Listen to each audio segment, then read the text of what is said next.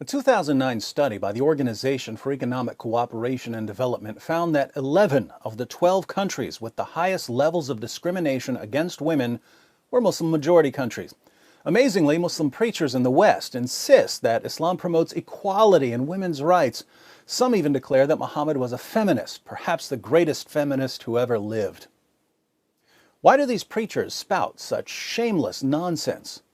They preach it because they know that there's a general atmosphere of ignorance about Islam and that they can say whatever they want since there's no one to correct them. I suggest that the first step on the path to reducing the gender gap in Muslim countries is an informed population of free people who will not fall for false claims about Islam and who can therefore draw attention to the real source of the problem. With this in mind, I present 3 Quran verses every woman should know.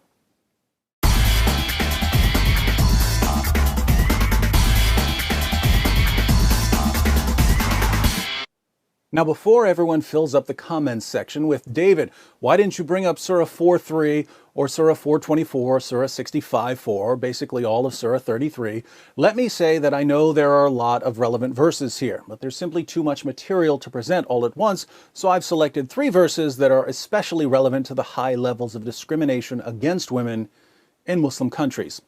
First, Surah 2, verse 282 of the Quran is an outrageously long verse dealing with contracts.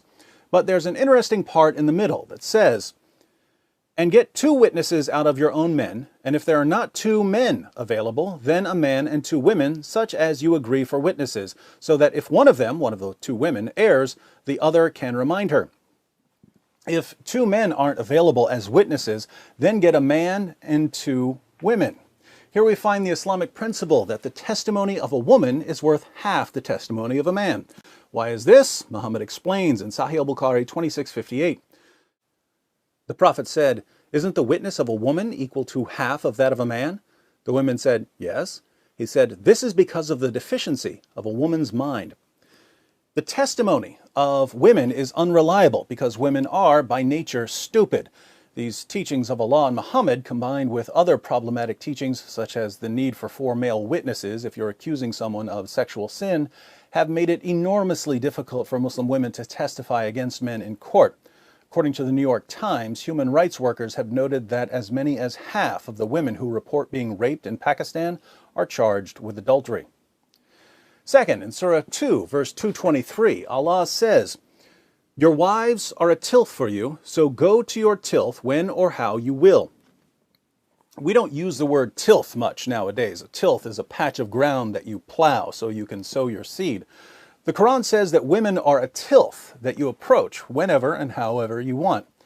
The historical background to this verse, according to Sunan Abu Dawud 2158 and 2159, which you can read by clicking the link in the description box, is that when Muslims moved to Medina, they began marrying women from Medina, and the women of Medina didn't want to have sex in certain positions. One woman told her husband not to come near her if he wanted sex in these positions. Let's read what happened. This tribe of the Quraysh, that was Muhammad's tribe, used to uncover their women intensely and seek pleasure with them from in front and behind and laying them on their backs. When the Muhajirun, the Muslim immigrants, came to Medina, a man married a woman of the Ansar. He began to do the same kind of action with her, but she disliked it and said to him, "We were approached on one side, i.e. lying on our backs. Do it so, otherwise keep away from me." This matter of theirs spread widely, and it reached the apostle of Allah. So Allah, the Exalted, sent down the Quranic verse, "Your wives are a tilth to you, so come to your tilth however you will," i.e. from in front, from behind, or lying on the back. So a woman says, "I refuse to have sex in these positions." Allah's response to her husband is, "She's your tilth, your field for sowing your seed, plow her however you want." Muhammad obviously took this verse seriously, since he made it clear that when a man wants sex, a woman has to drop whatever she's doing and satisfy him. In Sunan Ibn Majah 1853, Muhammad declares, "No woman can fulfill her duty towards Allah until she fulfills her duty towards her husband. If he asks her for intimacy, even if she is on her camel saddle, she should not refuse." In Jami at-Tirmidhi 1160, Muhammad adds, "When a man calls his wife to fulfill his need, then let her come, even if she is at the oven." Third, Some women aren't as quick to obey their husbands as Allah and Muhammad demand. So what are Muslim men supposed to do about rebellious wives? Allah answers in Surah 4, verse 34.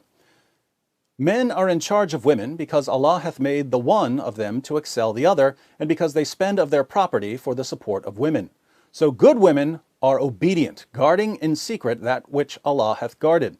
As for those from whom you fear rebellion, admonish them and banish them to beds apart and scourge them. Then, if they obey you, seek not a way against them.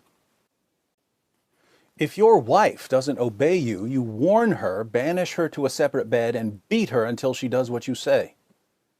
Should we be surprised that, according to a study by Human Rights Watch, more than 85% of Afghan women are victims of physical, sexual, or psychological violence or forced marriage, and that more than 60% are victims of multiple forms of violence? According to Allah and Muhammad, women are stupid. They're the property of men and have to submit themselves fully to their husbands' sexual whims. Those who don't are to be beaten into submission. Numerous studies show the real-world impact of these teachings, and yet we're told by politicians, reporters, and Muslim groups that the discrimination against women in Muslim countries has nothing to do with Islam. Unfortunately for Islam's defenders, this discrimination against women was clear during the time of Muhammad. In Sahih al-Bukhari 5825, Muhammad's child bride Aisha sees a woman whose Muslim husband beat her so severely her skin turned green. Aisha takes the woman to Muhammad and says, "I have not seen any woman suffering as much as the believing women. Look, her skin is greener than her clothes." This is Aisha, Muhammad's favorite wife, who's called the mother of the faithful, saying that Muslim women were being treated worse than pagan women. Why were Muslim women being treated so horribly? Here's why. And if you're expecting Muhammad to punish the man who beat his wife until her skin turned green, you haven't been listening. Muhammad rebuked the woman for being a bad wife. So Muslim women were viciously oppressed in the earliest Muslim community, and here we are 14 centuries later, and the situation hasn't changed. Why hasn't it changed? Because many Muslim communities today take that first Muslim community as their model. They take the teachings of Muhammad and the Quran as authoritative. If we want to see lasting change in our lifetimes, we have to challenge the pattern laid down by Muhammad and the Quran.